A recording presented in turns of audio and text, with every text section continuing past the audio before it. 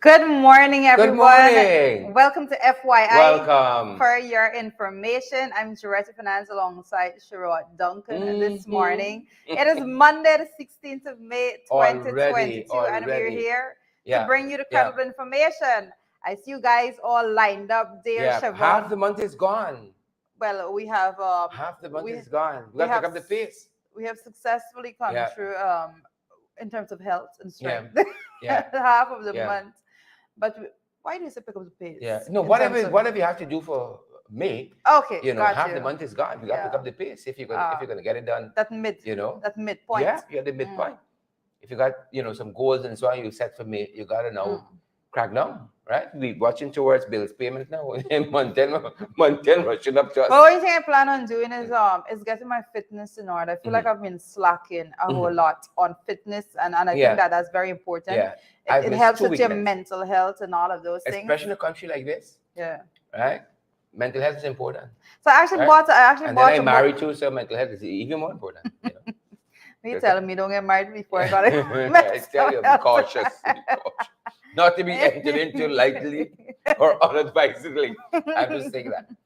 Yeah, but I did plan on just keeping my fitness in track. So I actually bought a book that is going to help me keep myself accountable. Yeah. Weekly, daily, according to your meals and your exercise and all of those things, right? You gotta keep yourself accountable. Yes. What gets measured gets done. I think it's either Maxwell or it's measured. John I think what gets scheduled get done. But same thing because you're measuring it. You're making a check. And I often use that point. I often use that point. What gets scheduled get done because I always like to say, and that's where I picked it up from also because I did that course with Stephen Covey. Yeah. That whole course with Stephen Covey, Dr. Stephen Covey, or is Dr. John Maxwell? Either of the two. Yeah. Judy, but talking about marriage, my wife cooked a wicked curry yesterday.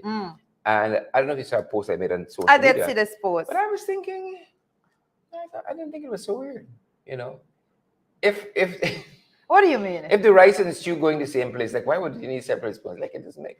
I hear people make an argument, and I kind of buy that. You don't want something to sour if you mix this rice with the stew or something like that. Something could sour before the other. I don't know. Right? But like, why would you need a separate spoon? My mother's the worst when it comes to spoons and stuff. My mother cooks and always leaves like a pot spoon in the pot while the food's cooking. So my brothers and I have to make a joke because I would always lose my mind over it. I would go take it out. So my brothers would make a joke out of it, and they say, "Mommy, if the pot spoon's soft, I think it's done." Why else are you? If the pot spoon boils down, it's finished. It's finished. She always telling me, there. I don't want the same spoon in the thing. Yeah, some people have that distinction. Right? Just different folks, different strokes. Because I probably a little similar, but I probably a little very reckless when it comes to kitchen. If my wife and I separate, it's the spoon. It's the spoon? It's the spoon, baby. It's the spoon. No, don't worry. You gotta just learn to put the spoon in the right place. Yeah, I give up now. I can't give up. Keep the spoon in the right spot. So I went to me as I smelled the curry. I had advantage, but then I see they got two separate spoons. So this is it now. I'm team Mrs. Duncan on this. This is it. Separate spoons for separate pot. Yeah. That's the whole reason. It's interesting. Interesting. So I won't die on this hill. I won't die on this hill. That's what you wanted. Yeah. But that's how it is. How it is. Make sure that the curry was good. That's the most important part. Curry was fantastic. Good. It had any mango in it? No. I think she don't want to spoil me. Only put this mango now. You can feel he's the king. So the whole back. Guys, you know how I feel about mango and curry. Got the whole back something. It's a crime for me. That was the only thing missing was the mango. How did you guys spend the weekend? How did you guys? We got Simone, Patricia, Jones, Bell. Wow, one person. That's one name. Colin Roberts is here as well, and Samoa Williams, Yolandia. Thomas is here. Yes. Another fancy name. Is it? You can understand. Missful the fate. you can break down. I missed. You can decipher I'm these sorry. names. I think I just missed Senita Rampat is here and Mayborn King. Mayborn, how are you? Ain't see you for a little bit. Good to have you now. I see Tessa Isaac Verzandi's on. Blessed to you both. You know who's here too? Troublesome Candace. Now Ryan, I ain't see she's been a little bit too like the walking show. Them Ryan. Candace and Ryan, she's one of the ardent followers on the night program. Oh, nice. Always there, abusing up and cussing up and baby, man. We're going to have a look the name again. What kind of name is that? Third from the bottom. Third from the bottom. All right, fourth from the bottom now. Oh my gosh. You I see that? can't. Fancy. I can't. Vernie, it just goes by Simon so Nurse, quickly. good to see you as well. Keith Dowling, good to see you. Suzette Washington, good to see you as well. Alicia Thomas. You see Candace, Yeah. said LOL. Why do you know Candace, let me apologize. The morning Yeah. just start, brand new week. Candace probably didn't come to customer be bad. No, I'm saying in the night program. She's usually get them bad. She's one of them. You know, she got your bell ready for throwing somebody's chest. Candace is one of them, you know. Middle road people. Middle road, right? I see Edward Gonzalez is there. Yeah, from the Bronx. I would know somebody's From the using Bronx. Edward's profile at any time because once I don't see that from the Bronx, I know it's not Edward. Sasha, good to see you. Sasha Trim, good to see you. Dion, Ayana, Bibi, Sandy Ford. Yes, one Not person. 4 persons is one. Why? Pamela Sinchari, I see you, Pamela. Good morning to you. Miss of what? People need Miss simple full names like of faith. Clear Capella. Okay, so she broke it down. She said it's Miss Full of Faith. Oh, Miss Full of Faith. Yeah. I see. You missed it. I did not get it. So now you get it. That's why I asked you because you broke down the other one the other day. Yes. But I didn't get to see this one. Brian. Yeah. It's up to you. Miss Full of Faith. Miss Full of Faith. Oh, she's great. Full of faith. Huh? She's full of faith. Yes. She's full of Good for you. We need that. Faith can move mountains. But you know that, Cheryl, I just want to just identify this point. You know, when we see the names popping up just like that, those Facebook names, that's when they're just putting in their dancing emojis and so forth in the comment section. Yes. Really? That's when it pops up like that. So nice. Desiree, I see you, Desiree. Bitter, I see Paulette Hawk, Kippens, I see Stephen Collins. All of you guys is watching us this morning. GT Boy, I see you. Good morning to you. I see Asani Bowman. Asani, what's up? I ain't see Asani in a long time. You know, Asani, what's going on in the living there? Asani making any money? Money got met. Money got met. Asani, good to have you. What's going on there? Good to have you, Sandy. Angela Jordan. Angela, how are you doing? We met Angela recently. Yes. And wonderful Angela messaged us afterwards to say that she really loves meeting us. Angela, how are you doing? Say hello to your husband for us, please. Please. Hold it down for us in that part of the city where you are, Angela. And Angela is between Guyana and, is it Florida? I think it's Guyana and Florida. Yeah. I'm not sure. But Angela, we're so happy. We're so happy that you're here with us. And again, say hello to your husband for us. So the first thing we're going to ask is that you guys do your part in sharing the stream. I know that it's very early in the program. It's already in the week too. We want to get on with sharing. So start to share the stream as you come on. I'm noting all of the comments right now. I like to pull up. I would like to see all these emojis. I'm sorry. I love to pull it up when it's on the Facebook live stream there so that you can see those live comments with all the good mornings, all the dancing emojis. You know, these folks, they are on top of the game when it comes to emojis. And you know what? They can share, they can smash, they can party with us. It's beautiful weather outside. Yes. Beautiful weather outside. It looks like it's going to be good weather throughout the day. But we're going to watch that. Right? We're going to watch that. Yes. But as we go in, folks, I say again, just make sure you share the stream. We have a lot to discuss this morning. So let's just start from that point. And you would want to stay through and make sure that the other folks that you invite and share the stream to, that they have the benefit of the information. Invite someone too. Like inviting them to breakfast. You know, let's join FYI together. And very soon we're going to have our cups available for sale. And you guys are going to be able to have a cup too and you know, sip your morning tea with us, you know, or whatever you have, your porridge or, you know, your tea bag tea or your cocoa tea, your chocolate tea, coffee tea, whatever you have. Well, listen, I don't know why Sharon went back to this tea story because tea, when it comes to the tea, we had this debate for folks that didn't watch that program. We had this debate on whether or not when you have it Milo, it's Milo, or you have it Milo tea. And Sharon is insisting it's Milo tea. That's anything with hot water, sugar and flavored tea. In Guyana, all toothpaste is Colgate. It's Colgate. All diapers, Pampers. That's all. You know, even t-shirts. You know, we say jersey, we don't say yes. You know, we don't acknowledge jersey, everything. A brand. Jersey. You know, So Everything. So folks, Jersey. you know what's going on that front. That's how we are here. Yeah. You can't just do it without us. Good to see Bella Mona and Margaret Nelson.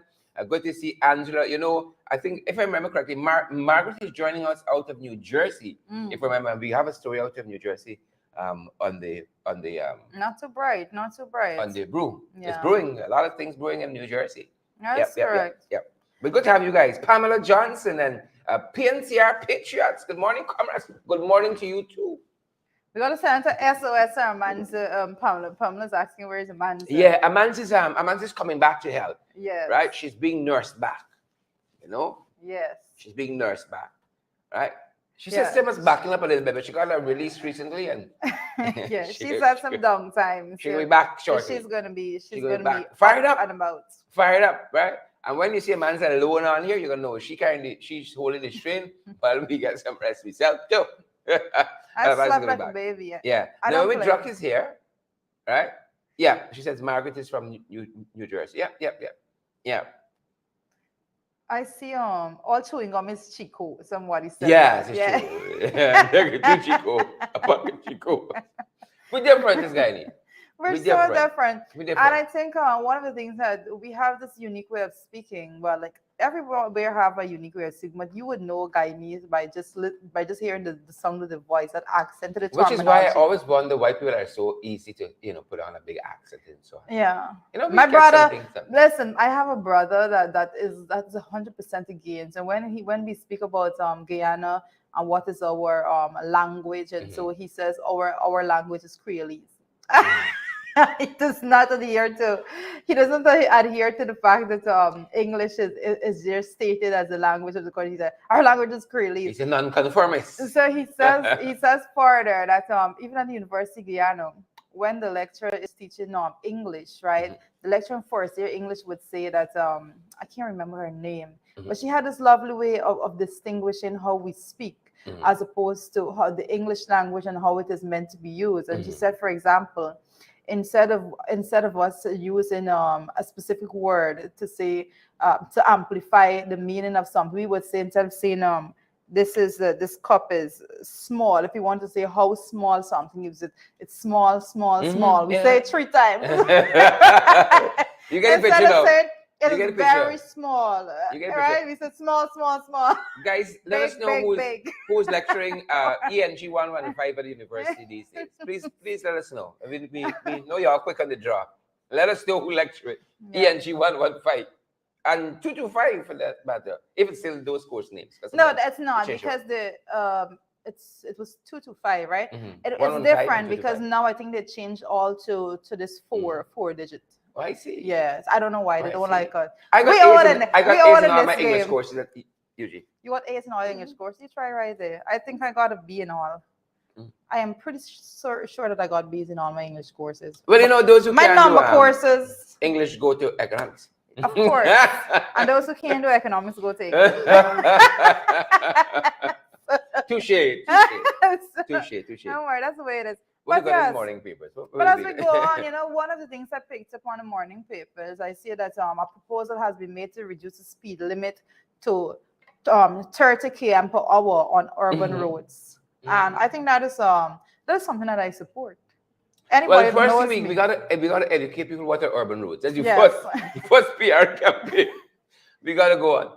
What are urban roads and identify them, because I feel lots of times we implement stuff. But we don't educate the people. The sensitization. I still see some policemen hiding behind some corners. You coming around off of David Street onto Placenton Road. They always got a police car parked up on the bridge, hiding away, and some men behind a car with a gun aiming right? And then when you come, they jump out. They jump out. That's madness. Even though you had all those instructions, stop harassing people unnecessarily. Traffic-wise and so on. I think I saw Mr. Hickens spoke about that, Assistant Commissioner of Police. Recently, stopped harassing citizens unnecessarily. But I guess money got make. Them boys got to make a bread. So, well, I but education is key, and I don't find we do enough of that where traffic management is concerned. And traffic management is a whole study.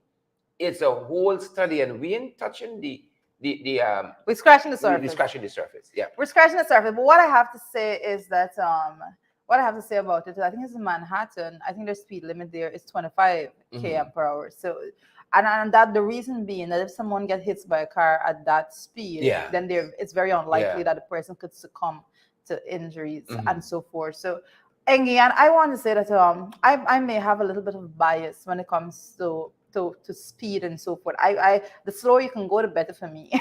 Right? So I saw that and I'm like, hey, you have my support immediately because I'm not a person that is very inclined to speed. I don't like speed at all. That's I not like to something enjoy moving from point A to B. And you know, if you travel with some people, you got your heart in your hand all the time. I'm telling you. That's one thing. And two, I don't know. You are that traffic light. Soon as the light say green, a man the 15 places back, he hitting the horn. You know, and some of these lights is 20 seconds. You know you ain't gonna make it 15 cars back. He's still hitting the horn. You know, some of the guys right behind you, the second the thing's in green, right? Light on the horn. Then you got your old car can't go from 0 to 60 like that. You got warm up. You know, you got warm up. You know, hit out the thing on the floor, get a hole, and then you put your foot down and you run out. You know, people don't make accommodations with that. They hit it down. The other thing too, you stop. Even if you have on the hazard light to give somebody the way to cross, them boys are watching, you know, they're beating on the inside, beating on the outside. I don't know what is the matter with people. Marlon, you know, Marlon caught my attention. Former Minister Jordan is with us. Hi, Mr. Jordan. Good morning to you. I think today's cars are unlikely to perform effectively at that speed. He says 30 km is about 20 miles per hour. Oh God! So Mr. Jordan is bringing a point in, right? He said, today's cars are unlikely to perform effectively at that speed because, I have to make this point. Especially if you might be driving gear too. So my other half would tell me that I have this debate. We have this constant debate when it comes to speed because I am 100% against going fast, and he would say that it's not efficient for him to drive how slow I want him to drive, right? So I think Mr. Jordan is actually making that point because he said his vehicle wasn't designed to be driven so slow. I'm like, that's madness. 20 miles per hour. You know, Mr. Jordan is actually supporting that, so I have to check on that. And I may have been wrong in my arguments with him. What's another asterisk we're going to put? You see, when you come up to conversation tree on the highway, they got buses always beating on the inside. Yeah. Right? The inside has a wide lane for emergency traffic or, what's supposed to happen there. But it's not for buses. It's not an expressway for buses. Whatever happening at conversation tree, the buses pull up automatically. Got one car. Let's say two taking up the two lanes. 2 cars alone. Only got to wait 5 seconds at the back. Yeah. The buses going to pull up. 10 of them on the inside lane. Yeah. I don't know what is wrong. So a lot of education. It's a lawless culture. It's a lawless culture. A lot of education has to go into, this kind of thing. Former Minister of Finance, Vincent Jordan, making an important point. Yeah. The cars might not be designed for that because you can be driving in first gear for a long time and you're going to be stretching out that gear. That's like driving Miss Daisy. Right? Wow. But we're going to put appropriate systems in place and then you enforce. And there must be penalties and that kind of stuff. You must enforce it. But that's the point that I want to get to. And I'm glad you got to there. I think that it's one thing to say that you have all these regulations, but I believe that the whole reason that we have so much talk about this is because of the amount of accidents on the roadways and all of that. Yeah. And I can assure persons that when you see a lot of those accidents, those reports are coming, I think the issue that we're having is that there are not enough systems in place as yet to monitor traffic effectively. And again, persons are not facing any real consequence to breaching laws. And I want to say again, that it was under the coalition administration that Mr. Ramjatan was already in the process of making sure that he was putting cameras throughout the system. So that was the smart city solution. The smart city project, sorry. City project. The smart city project altogether. And that is something, and you have to give kudos to that altogether. And if that is actually continued, not only would it be monitoring traffic, crime, and all of those things, those systems were being put in very strategic areas. So it could basically have this bird's eye view of the city throughout. And I want to say that is the direction we need to go in. I know, for example, in the US, the persons, you don't have to see a traffic officer on the road with a gun jumping out from behind the trees to see if you're going fast. But you have cameras in place. And Yeah. if you run a stoplight, you get a mail with a photo of your the front and back license plate of your vehicle coming to your door, saying that this is the fine that you have for breaching that. Because of that, And we need a people do-over. take their time because nobody Yeah. wants to be paying the cost. And Yeah. once a cost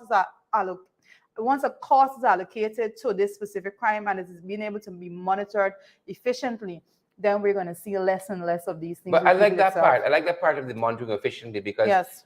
I noticed that when they started putting down those cameras initially in the city, drivers and bus drivers especially started to respond in a positive way in terms of pulling themselves in line. Yeah, because persons. Right? But I think I'll if get we to don't go something. the extra mile to actually fine, if you find the infraction, then it makes no sense you're having cameras just for catching criminals in the sense of robbery or something like that, right? But and you know what, we have lots of countries have passed this way before. I had the privilege of going on a what they call a study tour in transportation, but they don't call transportation, they say public mobility, right? How the public moves, and to study that in relation to the transit system. And one of the things we learned, for instance, in Colombia, they had a huge traffic problem in their city. Mexico too. In Mexico City, the city has about 20. The city moves about 10 million people on public transport per day. So you have to have an efficient public transport system. And now I don't know if we got 100,000 or 200,000, 300,000 we move on public transport. But there are already systems in place. They got best practices that are operating other places, and we have to try to adopt that. I hear about this smart city project, and there's a big command center. What's the purpose of it? Tell us over the last year how many persons using that system were fined. And let's see how the system is working. You go in. We went in this huge facility in Colombia and in Mexico City. And it's a huge command center too, and they can show you on the public transport system by the press of a button. They can show you a camera in the bus, and they can show you also give you audio feed. So there's anything untoward happening on the bus, they can dispatch police. As a matter of fact, part of the command center has a police station in it, so all of it is working in sync. And one of the things that I was impressed by most about this system, because it's the public transport system, I think in Mexico City, if not Colombia, is a private-public partnership. So they used to have a bus system quite like ours. And those bus drivers now came together in groups and formed companies. And so you could have a company that has 6 buses on the road. But the government managed the regulation end, the finance end that pays these drivers, and the drivers manage the upkeep of the buses and that kind of stuff. But what I was impressed by is that, for instance, if you have a heavy traffic flow, they have a light on these huge monitors symbolizing each bus, so they can know the amount of traffic flowing here, how many buses are on that route. And if a route, for instance, there's, let's say, football at the stadium, they can redirect more buses on that side of the city to take off that transportation hazard, not having too many people on the road, stand up waiting for hours, that kind of thing. So they can easily shuffle, buses in the system based on the transportation. There's actually science. There's actual science built around this thing out. The point I'm making is that studies you're talking about. Lots of the problems we have, they've already been solved in other places. But if we're willing, don't send the money now because we got a little thing. Yeah. We got a lot of money now. But if we're willing to move the system forward, I saw one of the experts said recently, I think it came out of Kaitro News, that if we really want to meet first world status, we got all the resources at our disposal now, especially the money resource. Right? That fiscal resource, we have it at our disposal. Is to have the willpower now, and together we can do this thing. Right? We can solve some of the problems that we have here. And that traffic one is a major one, because we were chronicling here in our program, Twitter. I think you saw that. Accidents alone in April, and people were fascinated that you had that many accidents in 1 month. Correct. And those were only the reported ones. You have lots of accidents that go unreported. And the amount of fatalities. Well, that's the whole thing, because it's not just a little petty accident. It's serious accidents in which persons are losing their lives. and we can't continue like that. So a lot being said in this proposal that persons are actually having a conversation on what is to be done. But I would actually go back to what I always say, is that you have to have consequences for persons actually breaking the law before we go anywhere, because there are a lot of laws in place right now. If it's adhered to, then we wouldn't be in the position that we are in when it comes to the amount of road accidents and fatalities altogether. We're not going to go anywhere by continuing to altering the laws if we are not pushing the same amount of effort into making sure that persons face the penalties when they actually breach those laws. So Education and enforcement goes hand in hand. Yeah, and I would always say put a cost to it. People just respond differently when there's a cost to something. They just always respond differently. Not so Iron Boys and George Barker, Steve Okro, Clifton Smith. Steve Okro says copy traffic ideas. You saw the tweet? Kind of went by a little fast. Let me see if I can pick it up back from here. Maybe not. It says copy traffic ideas from other places. Yeah, I'm saying lots of the problems that we face have already been solved in some other places. Yeah. We just have to, seek out those best practices and employ them, right? Seek out the best practice. I saw a private company, I think you saw this too, Pixel something, put on cameras in certain areas. I don't know if it's still functioning because, these things happen, right? That were live. I saw one at the Harbor Bridge. I saw a live camera someplace else. The quality looks good. So you can actually see how the traffic is flowing there when you want to go like up in a long line or how to approach it. That could be a good idea too. So it's not only cameras that are made available to the police, but cameras that are made available to the public too, so you can see the flow of traffic and know how to. Well, it's not just that doesn't help. That does not just help the traffic issue, but also it also helps when it comes to the crime on the roads. And I want to just make this last point before we move on, that a study was actually done in which persons actually just put a camera and put up a situation in which once there's a camera and persons have the perception that they're being watched, everybody suddenly act differently. And that is a what lot I of saw studies done with that. when the smart city solution, the smart city cameras were first installed. But then if you don't have the enforcement end, right? But drivers know they can pull up to this light and nothing will happen if I beat on the inside, as we say, or beat on the outside. I have a special feeling to bus drivers altogether. I don't know why. What else we got?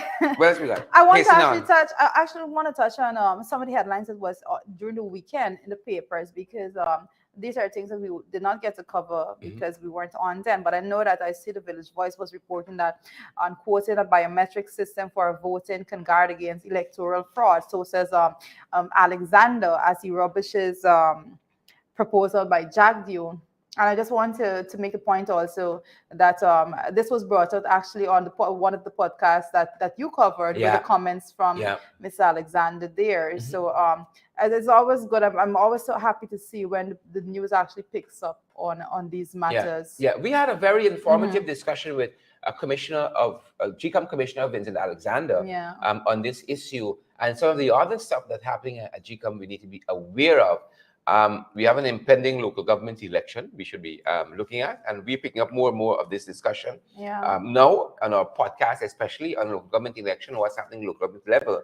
And we're happy that Mr. Alexander, shared his mind with us on that, and in terms of how can we make a better get a better electoral system. It needs a lot of work. It needs a lot of work. Right? And I saw some advocacy groups last week telling the Attorney General that we need to go beyond statutory reforms, these band-aids, and actually solve some problems. If we think the system needs cutting and fixing, let's do that in a comprehensive way and move forward. That is so true. A more comprehensive approach to dealing with all of these things, instead of just putting a band-aid here and there. Instead of a band-aid. Yeah, we're halfway through. Let's show you some other stuff that brewing folks, some other stuff you ought to know about it brewing, some other stuff. Yes.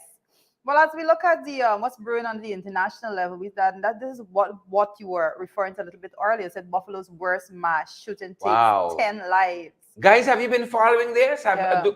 Is anybody on from Buffalo? What's happening there? Right? I just see Rishi Rambali saying Jarita all the time. He says Jarita. Then he says, "Now your hair look nice." Please say something so Mr. Rambali can focus on content. Good morning. Good morning. Oh, Lord, Rishi must be fainting maybe there now. He must be fainting. Thank you for the compliment. Fainting. I see he mentioned you about 3, 4 times there. Never mind me. Rishi Rambali. right? Yeah, but how many folks have been following this? I mean, this is the worst in Yeah, ever. because we see 3 persons dead, leaves 3 wounded. An attack. The attack was called a racially motivated hate crime. I think that is what is most disturbing. 2022. I say that Yeah, we have a long way to go, far way to go very much so. in the world altogether when it comes to race issues and all of that. And we haven't been having these frank conversations, especially in Guyana here. We haven't been having these conversations as it needs to be had, especially when persons try to pretend as though the issue doesn't exist. Yeah, but you know what? While we commensurate, is that the right word? Leave my dictionary. With the suffering of those folks, friends and families of those we've lost in Buffalo there. What stood out to me is the fact they said worst. Yeah. In Buffalo's worst mass shooting. It means there have been others. Yeah. Right? And I think what a strange headline, because all the trouble that we have as a country, we don't have that. Thank God. And I'm grateful for it. Yeah. Being everything all right. Right? But we have to nip it in the But we have got to nip it in couple the good bud things going because for we us. don't want to get to that point, because I think that those actually happen because of the access to guns and the gun laws and regulations there, and how easier it is for persons to acquire those so that they will be weaponized to go out and commit those acts. But we have to safeguard ourselves so that we're not empowering persons to go out there and to do stuff like and that then in the future. the fact that it's being deemed as a hate crime. Yeah.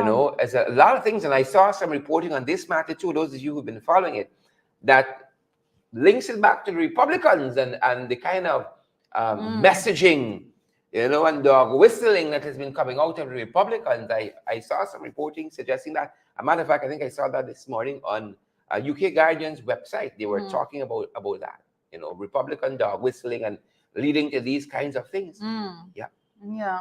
Interesting. And it goes to show you have to be as leaders, especially political leaders, you have to be very cognizant of your messaging altogether, especially when it comes to things, issues of race and all of that. I think the fuel that it puts is something that we often understate the impact that those things make. So I, for one, I have a zero tolerance for in my own recognition of all that is said. I have a zero tolerance for any speech or anything when it comes to hate against a specific race.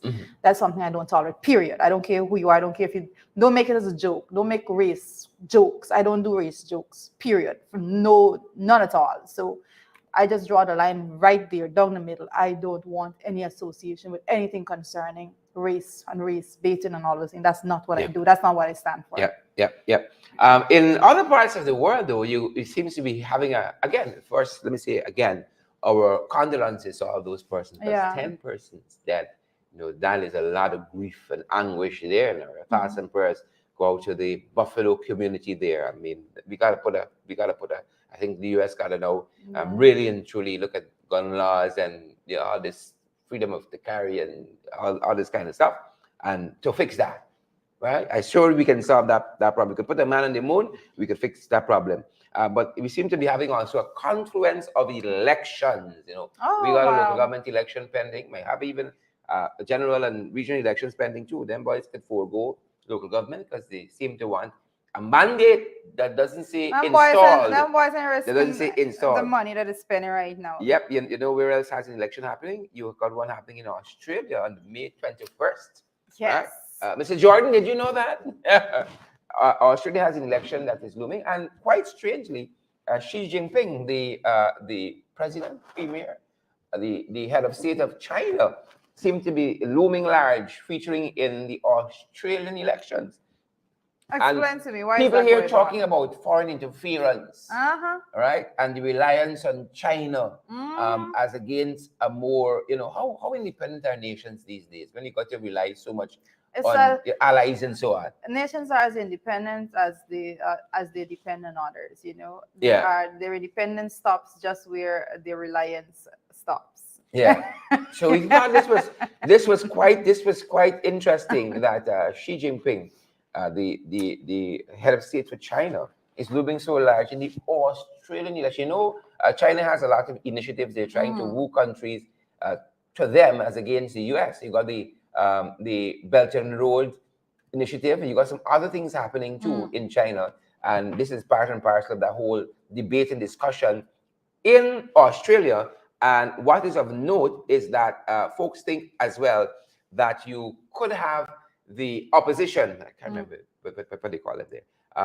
The opposition in Australia could be coming to government because they seem to be ahead in the polls right now. They could be coming to government. So that's what's happening there in Australia. I'd love to go to Australia too. That's one of the places on my bucket list. It looks to be a fascinating country. And you know, you always hear about the Sydney Opera House and so on, and seem to got some very picturesque landscape and so forth. I think that's one of the places on my bucket list. I see. I have to just turn my attention to the comment section a little bit. I see Marlon Lorimer is saying that she just wake up not feeling well. Marlon is one of our ardent followers, and she's always on looking. So I see she's not feeling well this morning. So I say speedy recovery. Make sure. Marlon, we wish you well. We wish you speedy recovery. Take it easy. You know, we gotta be gentle with ourselves. You know, and it's one thing with us. We don't look after ourselves. You know, you often hear elsewhere. You know, people go for a checkup and so on. We don't. We self-diagnose, and largely, you like, we say that you're like back out, you drink a malt. Something I take some bush. And special good morning to Guyana Spectator also. I see a comment. Guyana Spectator is coming through as always. I see Whiskey Session. Hey, good morning to you. And so many other persons there right now. I think there's a little bit of a fight in the comment section right now. I want to referee this match. As well as that, you know, I saw Naomi Jaka earlier says that she happy that I mentioned Rishi because she watching me too. Oh.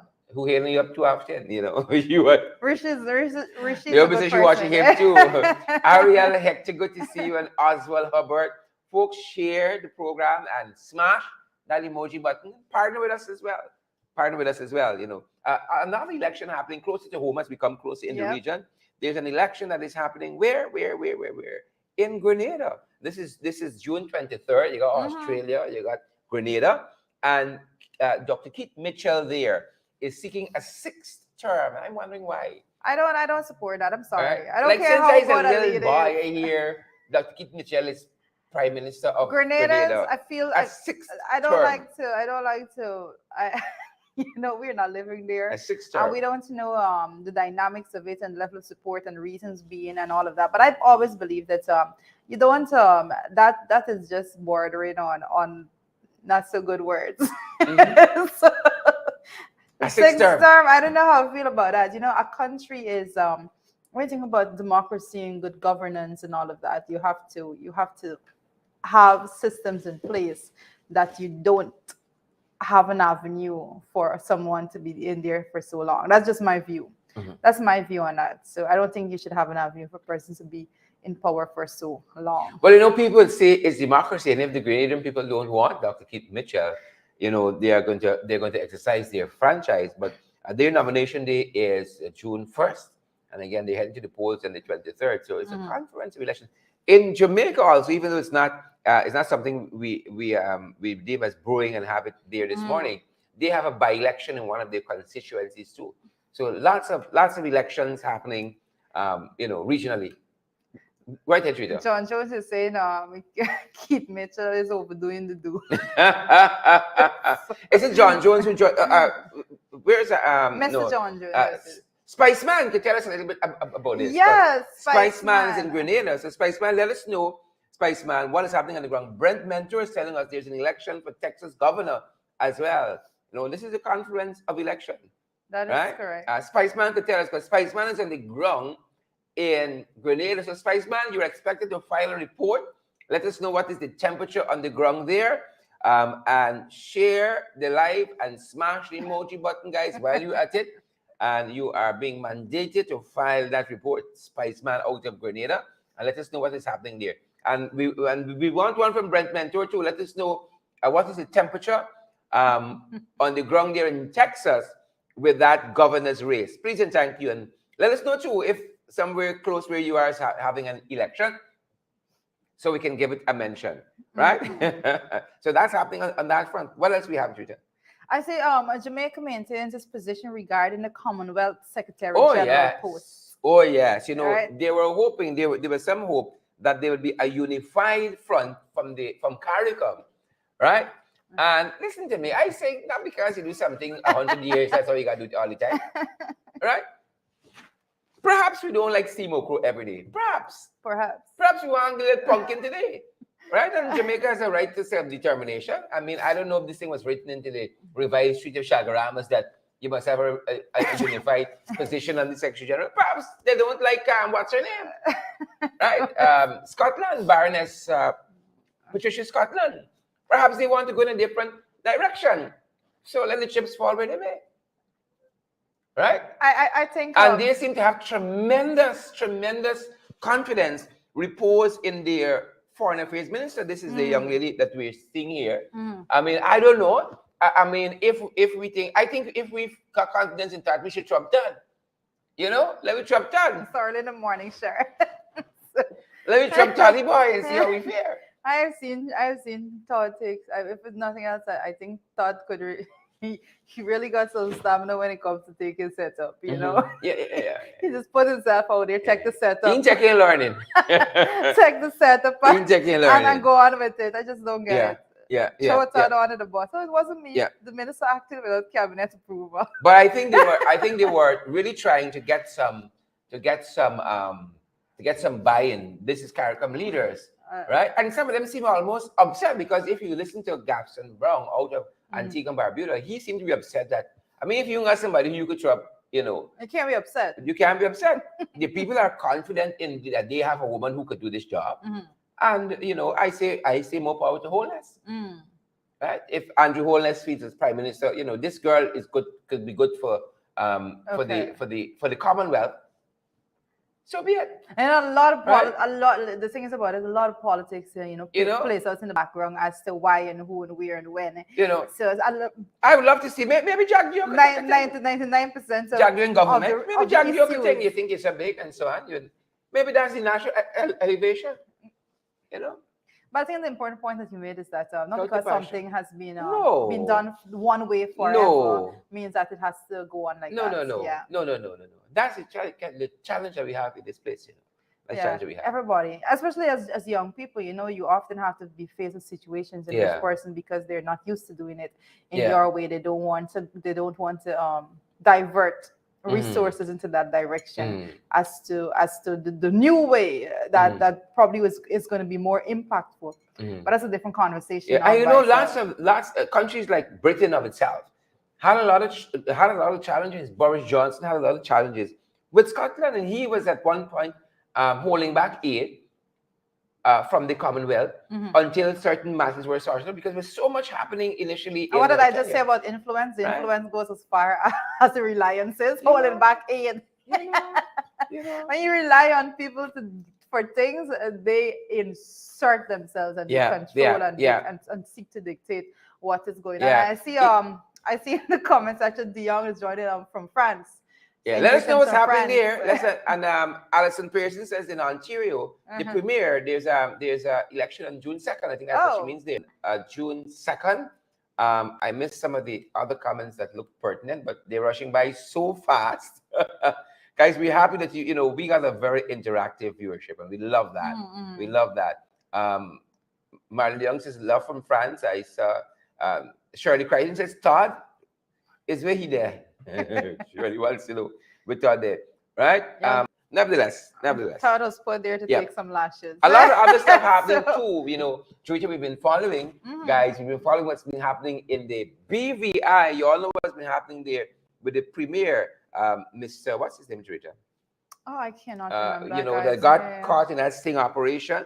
The U.S. authorities. All the phone calls and everything involved. Yeah, Mr. Foy. Andrew Foy. Sure, I'm not good with names, you know. He is people are watching that still. He's on a $500,000 bond.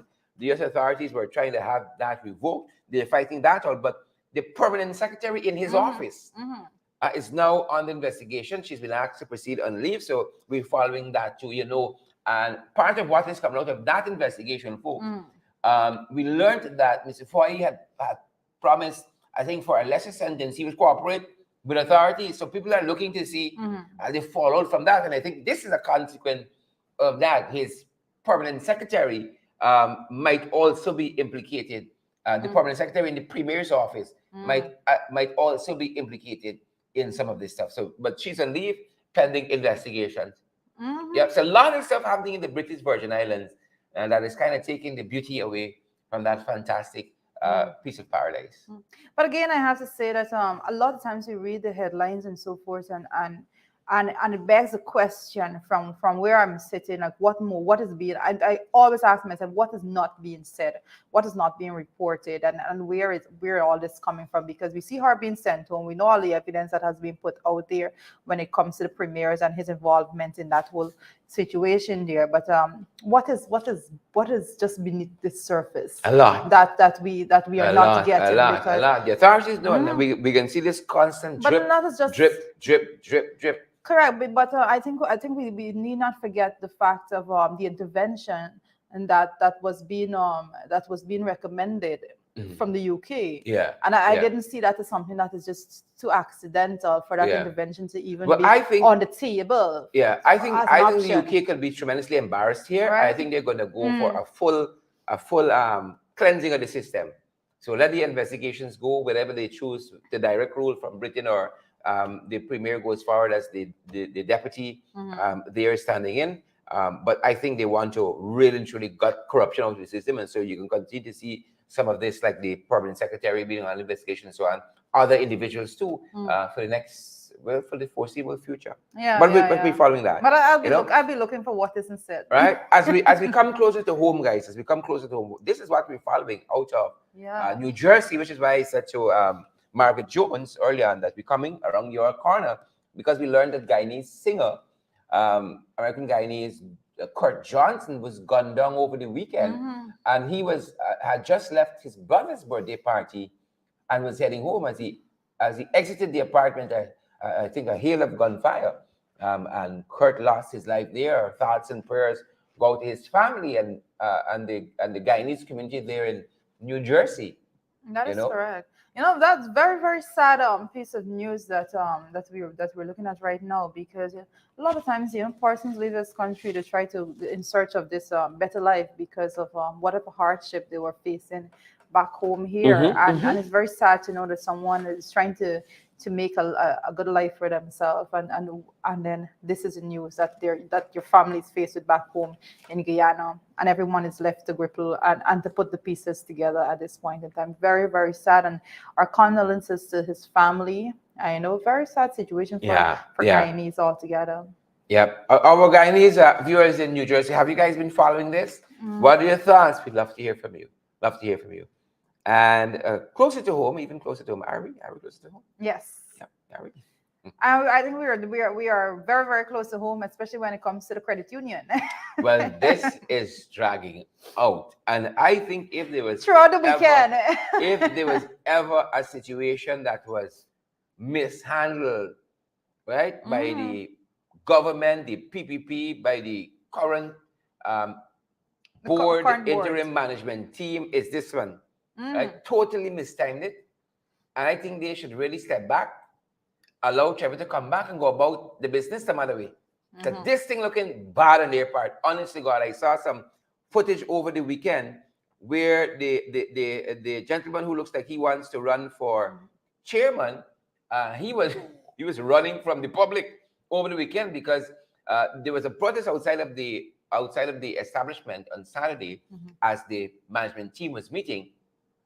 And apparently at the conclusion of the meeting, Mr. What's his name again? German Hermanstein approached them. And in the most bizarre thing you will see in a long time, Mr. Hermanstein says to the protesters that he was the one who,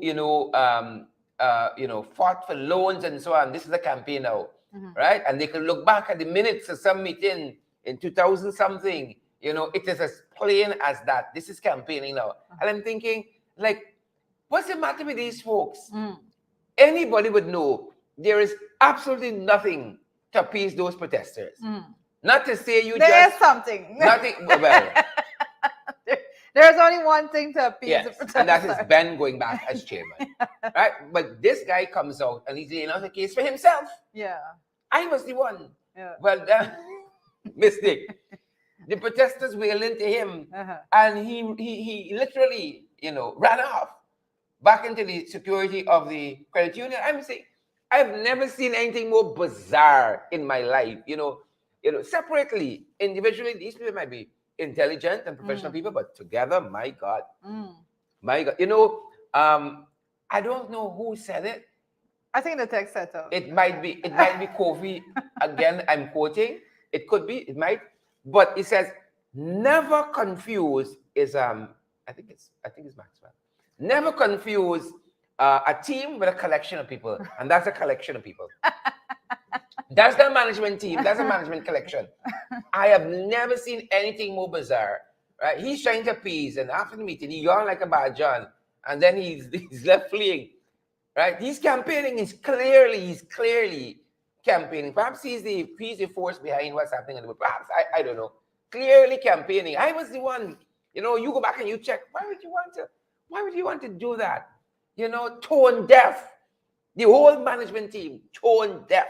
This guy should just retreat, and do the right thing, as Rita says. There's only one thing. I said it was nothing, but she was right. There's only one thing. Let's be honest. I think and over the weekend, I think one of the things that was also, and we have to mention it here, is the credit union body. They actually refused to discuss the petition by members, and those are one of the repercussion that's coming after that is people are going to get more angry. And protest is going to mount, obviously, because persons are not if you refuse to hear the people through the structured way of listening. When a petition is actually people speaking to you saying that this is what we want. So it wasn't heard, refused for it to be heard, persons walked out and all of that. And then you can't face the people. I think it's I don't know who is, I'm listening to everything. I don't know who is advising on these matters, I always say you don't get yourself too involved in something if you're not ready for it. And I see a lack of readiness with everyone that is there to actually deal with what they have created. They created a situation that they were not prepared to deal with, because at some point in time, I think persons forgot that they're dealing with people and people's money and all of that, and these people will speak. They tried to lynch Trevor. But they weren't prepared for the long haul of it. And what is happening is because they assumed from the membership that the support that they were going to get from the administration, whomever in there was advising them, the blatant setup, they assumed that those persons would have been coming out. But those persons are political minds, and those persons aren't going to throw themselves out there for that. They're going to let you take the fall, like Todd was left to take the fall. Guys from the management team who running back to the building. I said, well, look, story here. Brutal lesson. Story here, but as we approach the hour, person of interest. Person of interest. I think, Charity, you can take this one. Well, the person of interest, as we're seeing him there, is Matthew Gall. And Matthew Gall, the University of Guyana graduate. He is doing this program called Common Sense.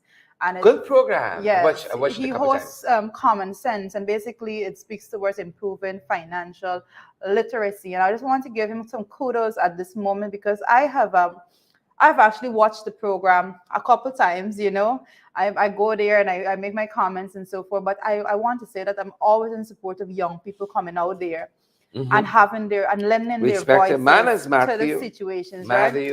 And he has been doing quite an amazing job. I think one of the things that he does is he brings issues put it into real life scenarios. I know one particular program that I was on with him when I joined to look at was one which he had, I think, like 3 young married people, and they were talking about finance, basically. How do you address finance, dating and marriage and all of that? But he is no ordinary person, Matthew Gall, and he actually is a graduate from the University of Guyana with a bachelor's degree in finance, and also he graduated with a distinction. So he has somewhat of financial the knowledge, the academics when it comes to it, and now he is putting the academics and trying to apply it to everyday life. And this is how And I think it's getting a lot of traction. And I encourage persons to go out there, view his program. Very brilliant young man. He seems very humble. I don't know him personally, but I'm giving him credit because I think credit is completely due there. And I have to say that I have to reiterate something that you said also, that Chronicle has been doing some good features. Yeah, that's what we said over the weekend. And we've actually picking this story up from Chronicle over the weekend. Chronicle has been doing some good features when it comes to persons. I think I mentioned this program on very, very early on, but we didn't do a feature on him. But he's an excellent person. I think, what is the page that it is on? I cannot remember the name of the page. It's Georgian Capital. Oh, the Georgian Capital. That is the page that actually has those videos. So very insightful. It's also available on YouTube. Yeah, very insightful for young people to go and have a look. Take a look. Yeah. I think we can all improve our financial literacy, and especially in relationships, it's a big issue. In relationships, is a subject that must be tackled very early. Yeah. And I think it must be big young issue. people are doing amazing things, very much so. So kudos to you, Matthew Gall. Continue to do good work, and you have our support. Yep.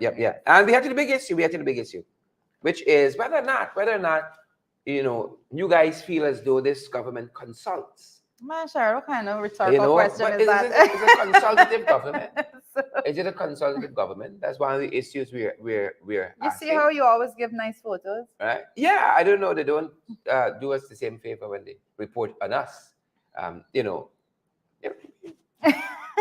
So, I mean, when you go down to the level of hunting for ugly photo with somebody, we're in a bad spot.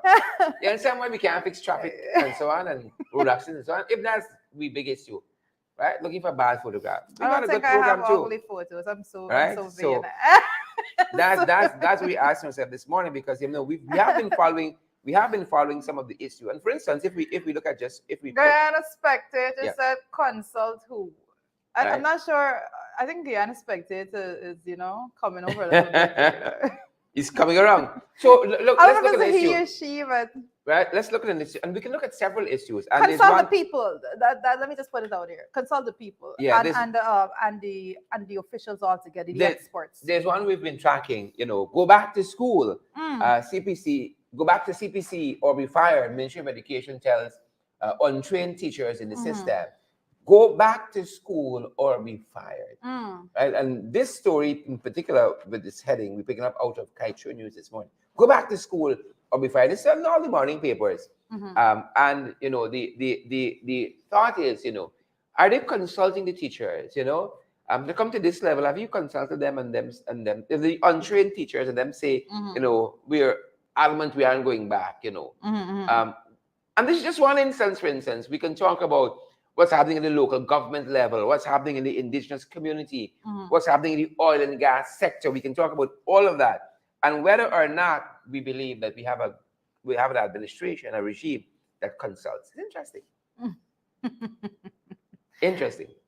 I see Chipper is there. I know in the comment section, Chiselle and Shelly. I see you guys there in the comments. I feel the urgency to referee the comments on sometimes. Yeah. Because you have that happening, and while a lot of folks saying the minister herself needs to go back to school, frankly speaking. But we have a lot to talk. Well, continue. Yeah. While the minister needs to go back to school, that whole topic can be explored in a different way. For instance, if teachers, because you mold the nation's children, and we agree that the more trained teachers you have in the system, the better. It must augur well for our students, for our children, if you have more trained teachers in the system. There's one thing to know, to think even the practice, but is when you marry theory with practice, you get some good results. Correct. Right? You marry the theory with the practice, and it must augur well for our kids. That's one. But the second point, if it's important for teachers to go back to school to be trained, that they're qualified, how much more government minister? How much more permanent secretary? Like how many ministers? What would you say is the minimum qualification a minister should have? A first degree, a master's degree, right? What would you say? If you're molding the nation, this is not the children. You got the whole nation to mold through the policies you implement, and and all of that. You're spending the public's purse. What should be the minimum qualification of a person who is selected and elected for high office? If you want to put, say, the teachers, because of the important role they play, should go back for training. How much more somebody who oversees policies that governs the teachers? I think the PSs are at the forefront of that, actually, especially when it comes to the fact that we had this whole conversation about a PS being in charge of an entire ministry department, and what we have there is we're seeing persons that are coming in with a diploma, and now they are spearheading this body when it comes to finances and the way in which the public monies are spent altogether, and they are being put in positions over persons that are duly qualified. So when you want to talk about these things, you have to look at it holistically, and you don't set the wrong example at the helm and then go and try to impose, do as I say and not as I do within the system. I think that's the issue that we have here. Yeah. But I want to also make the point that I am yet to see, and there's an issue here when it comes to consultation and the way in which the government, the Ministry of Education, the Minister of Education has been interacting, or lack thereof, with the teachers' union altogether, and the fact that those conversations are not being had so that they can have a very structured approach when dealing with these specific issues.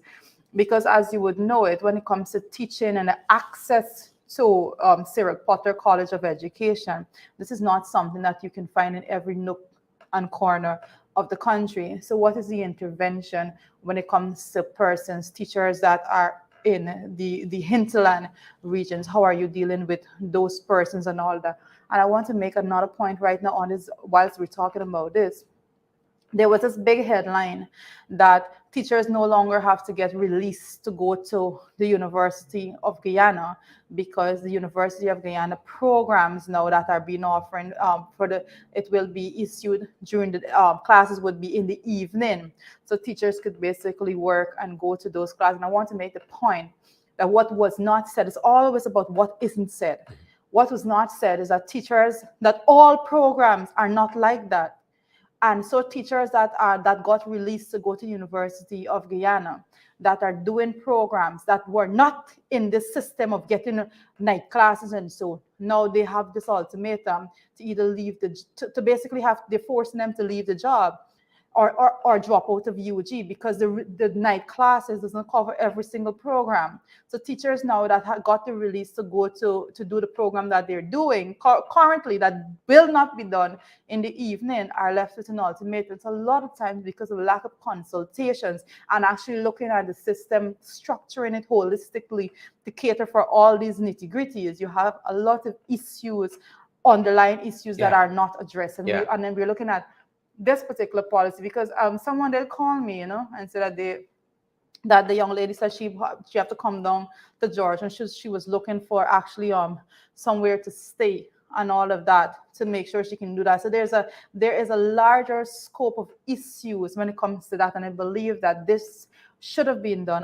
It should have been heavily consulted with, especially at the level of the union, because I don't know what aspect, if any, was actually done via union consultation, so that we'll have a joint approach and all of those things can be looked at all together. Yeah. So it's interesting how much is the government talking to teachers about this? It'd be interesting to know, because we're talking about consultation, but as an administration consult, how many teachers in the system currently are going to be impacted by this? It'd be interesting to know the age group, because if you've had teachers in the system for a number of years who perhaps could be close to retirement, like why would I want to take on going to CPC now if in 3 years time I'm retired? It'd be good to see the numbers. What does the numbers say? How many teachers are going to be impacted? Where are they from? Who are going to be impacted? And then if they're going to take, let's say you have to come to town, but do 2 years of CPC. What happens at the interim where you are? But it goes also, and I want to note that there is let's not forget that there was this whole thing with the CPC, in which the numbers were in terms of capacity, the numbers were basically has basically grown tremendously with the amount of intake that it had, simply because they were not just using the physical classroom, and they have had expanded the program during the COVID period to say that you're going to have persons come on and sign up to do online class. And I want to note at this point in time that there are situations that persons are not, things that persons are not talking about enough. It was raised at the level of Parliament that in some cases the teachers have never ever been, persons enrolled, in CPC has never actually had any formal teaching, but what they are receiving is some documentations and so on a flash drive. That's how they're learning.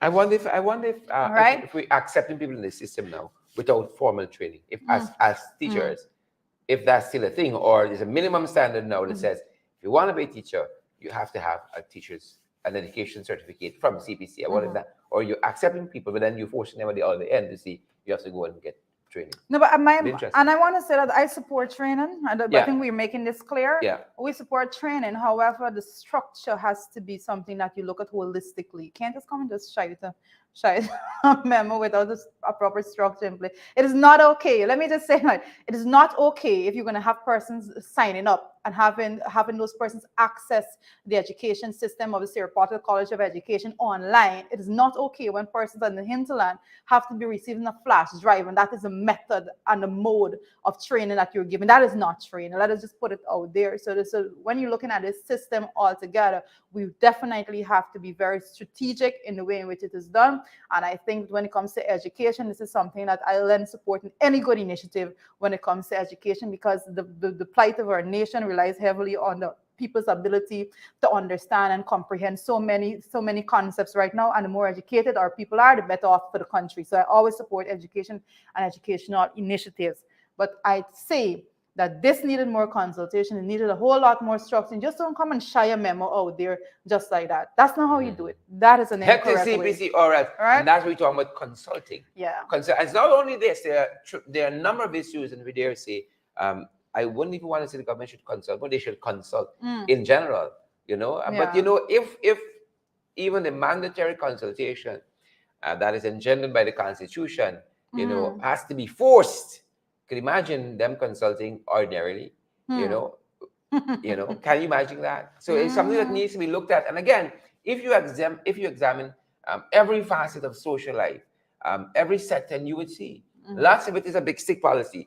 Yeah. Do as I say. Do as I say. But it's always nothing. So I do, because we have, you should go examine the ministers within the current administration, the PSs and so forth. Examine them and their qualifications, and that's why are they even there. Come on. So maybe that should be a minimum standard. And I could talk. That could be a minimum standard. And I could standard. talk, right? I always like to say, you went through the struggle so that you could talk. Yeah, PS, because you could have the same thing. The same thing happens. You could have a teacher who's been in the system for a long time, who was traditionally unqualified. You don't have a undergraduate diploma from CPC or UG or something like that. And you could have a public servant who's been in the system for years, who rises to the level of PS, don't have the formal qualification, but you got all of the experience, quote unquote. But that person could be a PS, manage a whole multi-million-dollar ministry, billion-dollar ministry, right?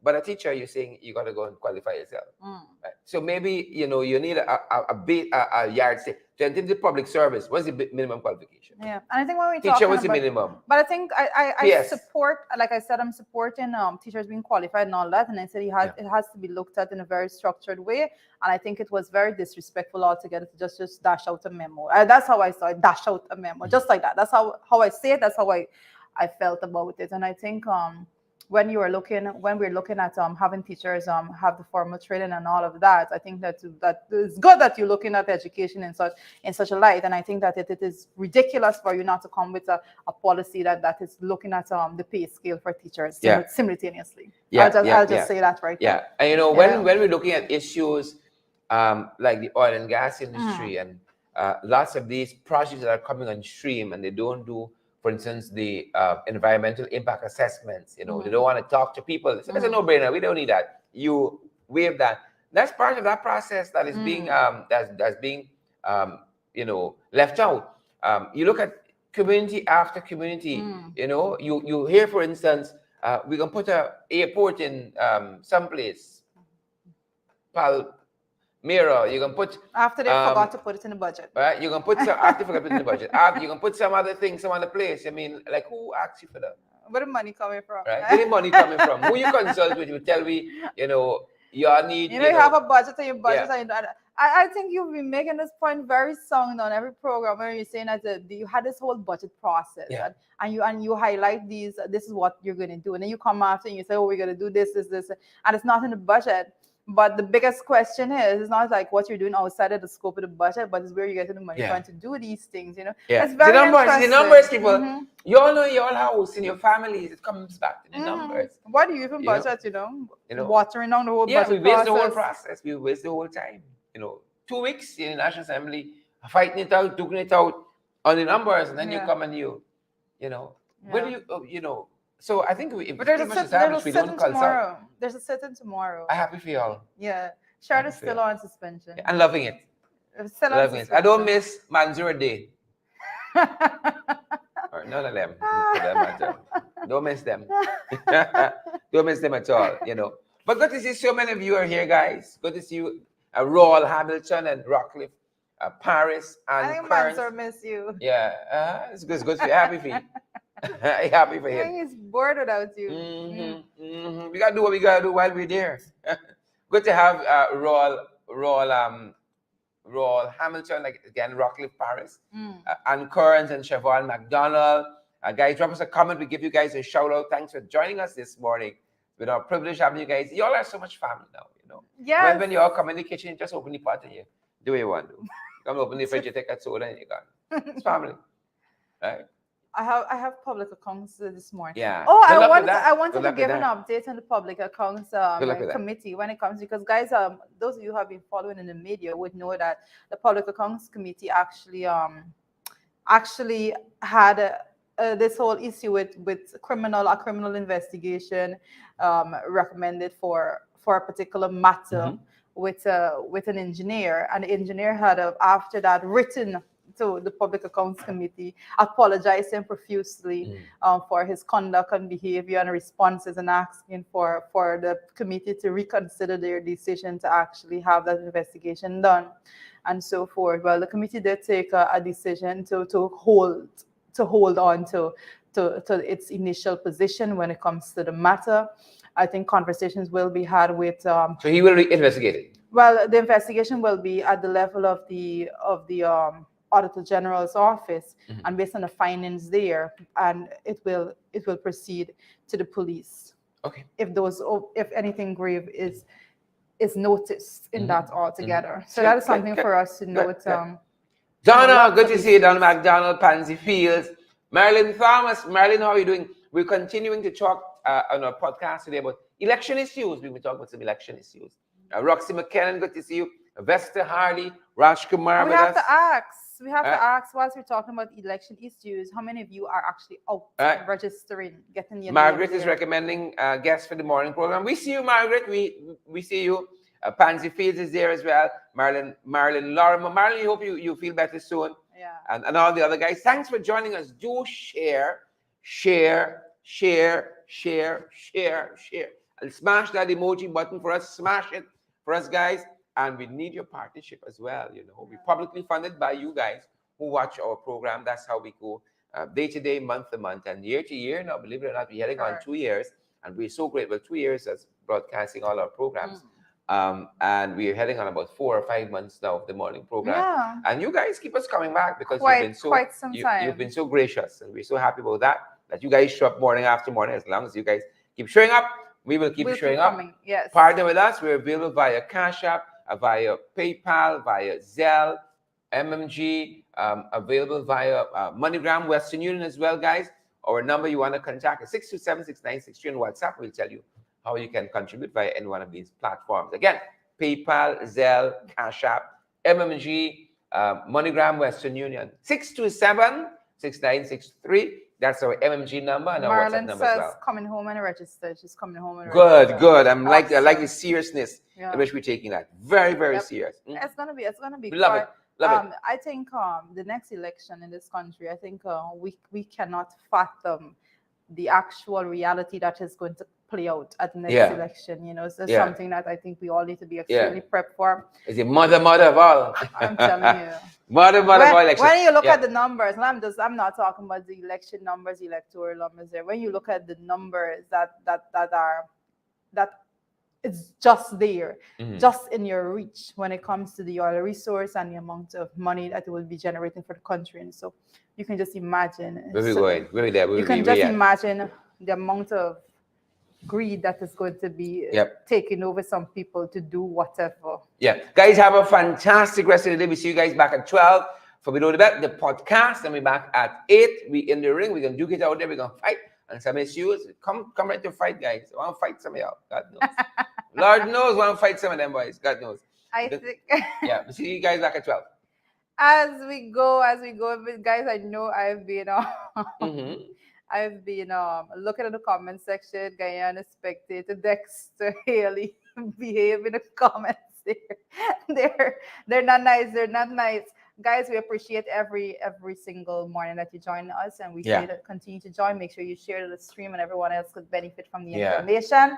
Come on, make sure that you bring your comments, your critique and everything all together. We welcome all. So see you tomorrow. Yeah. Somebody messaged us last week. They say, I'm getting y'all on the TV now. I'm so happy. Y'all figuring y'all way around these smart devices. You can get us. That's how my mother looks at it. Some televisions you got the Facebook Watch, and then you got you can get your YouTube on the television. There's too. Facebook Watch there too. I have to go check that one out. I hardly touch the that TV. pulls in the live programs. I didn't know that. Specifically from your Facebook page. Up on the television's Facebook Watch, it's called. I know I have a TV, but that's it. you can do YouTube from the television as well. And the person was very excited. Watching y'all from the TV now. Well, you know, when you look at if you have a good smart television, you pick up stuff in movies you didn't notice before. Say, hey, all this happened here. All this happened, So we're so happy for you guys, and we're happy to be here with you guys as well. Have a great day. Stay safe. And bye, guys.